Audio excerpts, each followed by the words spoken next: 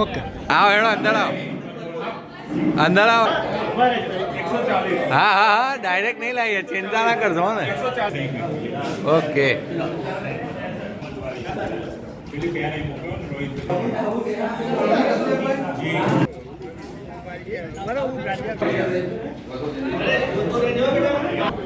તમે નાખતો એક્શન કરો એટલે આવી જાય હા બધા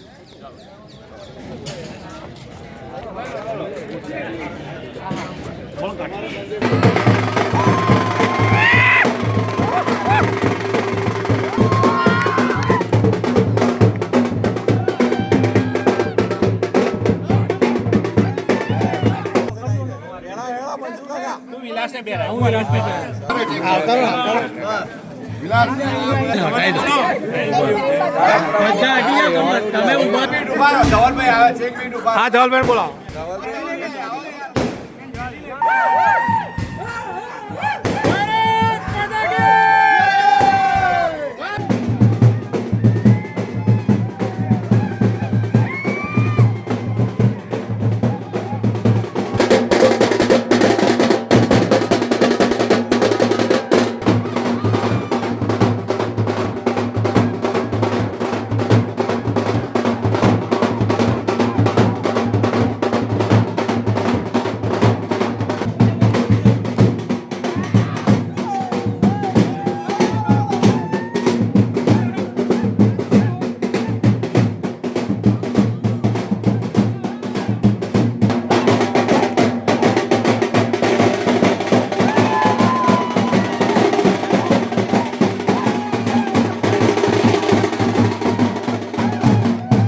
કમિટી માટે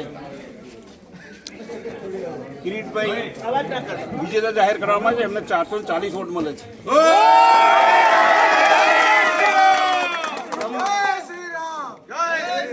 ઉપપ્રમુખ તરીકે વિલાસભાઈ એમને 447 વોટ મળે છે. સેક્રેટરી તરીકે અરવિંદભાઈ એમને 365 વોટ મળે છે. જોઈન્ટ સેક્રેટરી તરીકે વિજેતા ઉમેદવાર કશ્યપભાઈ એમને 514 વોટ મળે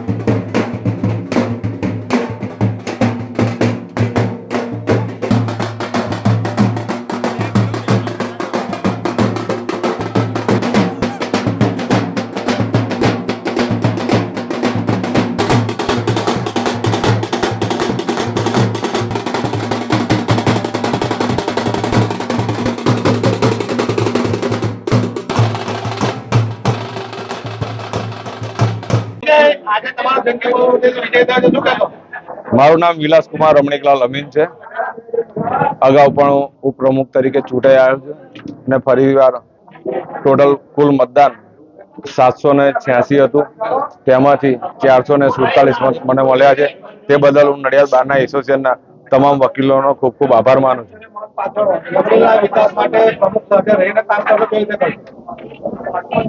રહી વાત પ્રમુખ સાહેબની, તો એ અમારા પહેલેથી ગુરુ છે અને એમની છત્રછાયામાં અમે ઘણું બધું શીખેલા છે.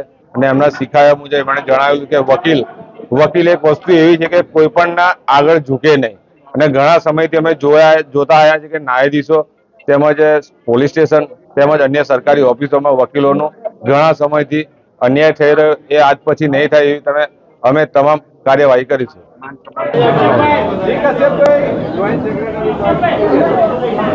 હાલની ઇલેક્શનમાં નડિયાદ બાર એસોસિએશનની 2026ની કમિટી માટે જોઈન્ટ સેક્રેટરી તરીકેની ઉમેદવારી નોંધાવેલ.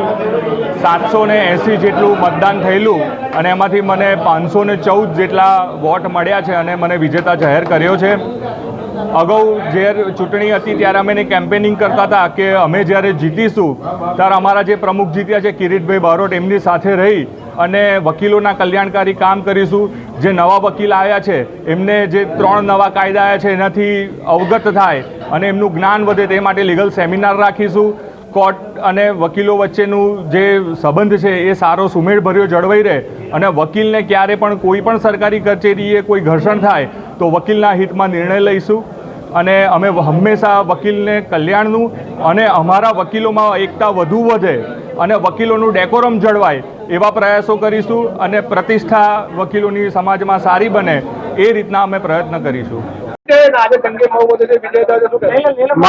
મારું નામ કિરીટભાઈ અંબાલાલ બારોટ છે. હું નડિયાદમાં વકીલાતનો વ્યવસાય કરું છું. મારે 50 વર્ષની વકીલાત થઈ ગઈ છે અને બાર કાઉન્સિલ ઓફ ગુજરાતમાં હું 5 ટર્મથી એટલે 1994થી સતત 32 વર્ષથી મેમ્બર તરીકે સેવાઓ આપું છું. મેં નડિયાદ બારના વકીલોના હિત અને કલ્યાણ માટે ખૂબ પ્રયત્નો કર્યા છે અને મારી જીત છે એ નડિયાદ બારના વકીલોના સહકારથી જીત થયેલી છે. નડિયાદ બારના વકીલોનો ખૂબ આભાર માનું છું અને મારી જીત પાછળ મારા કાર્ય અને મારા વકીલોનો સાથ સહકાર આ બે જ અગત્યના છે. મને આ ચૂંટણીમાં 442 મત મળેલા છે અને નડિયાદ બારના સભ્યોએ મારા પર જે વિશ્વાસ મૂક્યો છે તે બદલ હું એમનો ખૂબ આભાર માનું છું. બારમાં બેન્ચ અને કોર્ટમાં વકીલો અને ન્યાયાધીશ સાથે ઘણી વખત ઘર્ષણ થતા હોય છે. તે વખતે ન્યાયાધીશનો પક્ષ નહીં લેતા વકીલોનો પક્ષ લઈ અને વકીલો માટે જે કંઈ કરવાનું હશે એ કરીશ. ખોટા ઠરાવો કરી અને પછી કલાકમાં વિડ્રો કરી થાય છે ભૂતકાળમાં એવા ઠરાવો વિડ્રો નહીં થાય. જે કરવાનું હશે એ કરવામાં જ આવશે. એટલે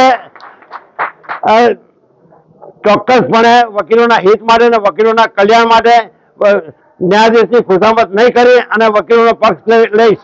આટલી વાત